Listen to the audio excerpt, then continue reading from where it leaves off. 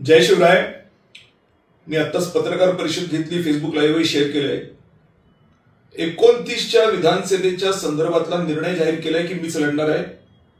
मध्यंतरी माझे जे काही व्हॉट्सअपचे स्टेटस तुम्ही बघितले असतील, काही माझे व्हिडिओज बघितले असतील, काही संभ्रम त्याच्यामधून तयार झाला होता आणि मी निर्णय घेणार याच्यावरती नाईलाजाने अशा पद्धतीचं वक्तव्य मी केलं होतं। त्या अनुषंगाने मी आज निर्णय पत्रकार परिषद जाहीर केलाय की 29ची विधानसभा मी लढणार म्हणजे लढणार। आदित्य जाधवांचं अजून वय आणि त्यांची असलेली क्षमता हे आमदार या पदाला पोषक नाही आणि मतदारसंघाच्या सर्वसामान्य जनतेच्या हिताच्या दृष्टिकोनातून मी उभं राहणं हे मला महत्वाचं जास्त वाटतं। आणि अर्थातच मी उभं राहिलो तर माझी अपेक्षा आहे की ते उभे राहणार नाहीत आणि मध्यंतरीच्या काळामध्ये काही घातपात करणं किंवा जसं भारतीय जनता पक्षाचं अनेकदा असतं की घरातच भांडण लावून टाकणं आणि त्याच्यातच घातपात करणं, हे अशा पद्धतीच्या गोष्टी सुद्धा होऊ शकतात, नाकारता येत नाहीत।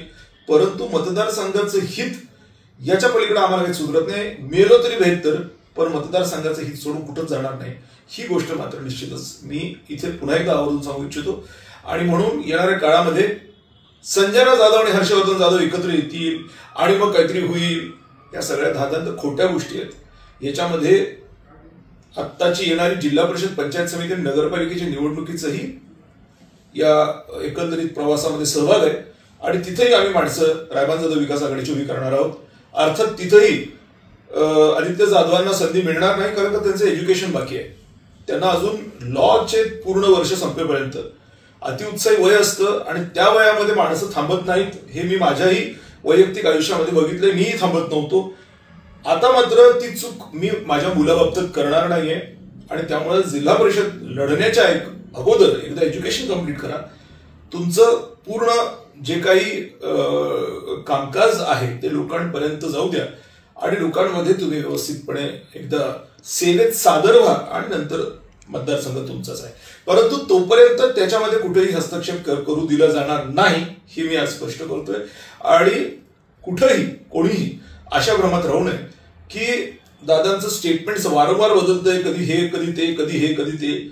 तर आज मी जे काही तुम्हाला सांगतोय ही गोष्ट गेल्या अनेक दिवसापासून माझ्या विचाराधीन होती आणि तुम्ही बघितलं असेल मध्यंतरी माझे स्टेटसेस, काही व्हॉट्सअपचे व्हिडिओज हे तुम्ही पाहिलेत आणि त्याच्यातनं बऱ्याच लोकांना असं वाटत होतं की हा माणूस अस्थिर आहे, चंचल आहे, काय चाललंय याचं नेमकं, हा कुठे पोहोचणार, हा शब्दाला पक्का राहणार आहे का, अशा पद्धतीचं माझ्या बाबतीमध्ये बोललं गेलं होतं। आणि त्यावेळेला मी पुन्हा एकदा सांगतो, व्हिडिओ काढून सांगितलं होतं की मला हे दिसतंय, कळतंय, परंतु या सगळ्या गोष्टींवरती शांतपणे विचार करून गांभीर्यपूर्वक निर्णय घ्यावे लागणार आहे आणि त्या पद्धतीने मी ते जाहीरही लवकरात लवकर करणार आहे असं मी बोललो होतो। आणि तद अनुषंगाने ते स्टेटमेंट निघाल्याच्या जवळपास 15 दिवसाच्या नंतर आज मी पत्रकार परिषद घेतलेली आहे आणि शांतपणे हा निर्णय घेतलेला आहे। अर्थात याचे मला परिणाम भोगावे लागू शकतात, कारण की थेट रावसाहेब दानवेंची खेटणं आहे, जे आज केंद्रात सत्तेत आहेत, वाटेल ते करू शकतात, गुन्हे दाखल करू शकतात, काहीही करू शकतात।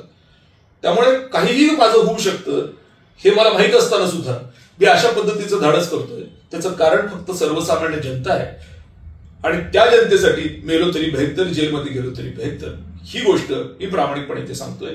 माझ्या घरातल्या अगदी कुक पासून तर माझ्या ड्रायव्हर्स पर्यंत ही माणसं आणि माझा मोबाईल फोन सुद्धा ही हॅक्ट आहे असं म्हटलं तरी हरकत नाही, कारण की सगळंच त्यांचं आहे। तरी सुद्धा मी जिद्द बांधली आहे, कारण मतदारसंघाचा हित, मी पुन्हा एकदा सांगतो, त्या व्हिडिओतही बोललो होतो की मतदारसंघाचं हित ज्याच्यामध्ये आहे ते मला नाईलाजाने करावं लागेल। आज मी माझा प्राण पणाला लावून हा निर्णय घेतोय। आज माझ्याकडे पैसा नाहीये, पक्ष नाहीये, विरोधात असा माणूस आहे ज्याला सारं महाराष्ट्र घाबरतं, टरकतं, महाराष्ट्राचे चीफ मिनिस्टर सुद्धा घाबरतात त्यांना, हे मी माझ्या प्रत्यक्ष डोळ्यातून कधी कधी अनुभवलंय। त्यामुळे अशा माणसाला खेटणं सोपं नाहीये, पण जनतेसाठी मी खेटणार म्हणजे खेटणार, जे होईल ते होईल।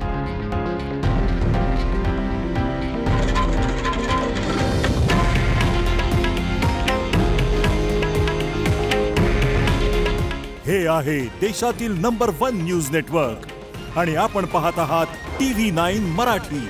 काळजी तुमची, हित महाराष्ट्राचं।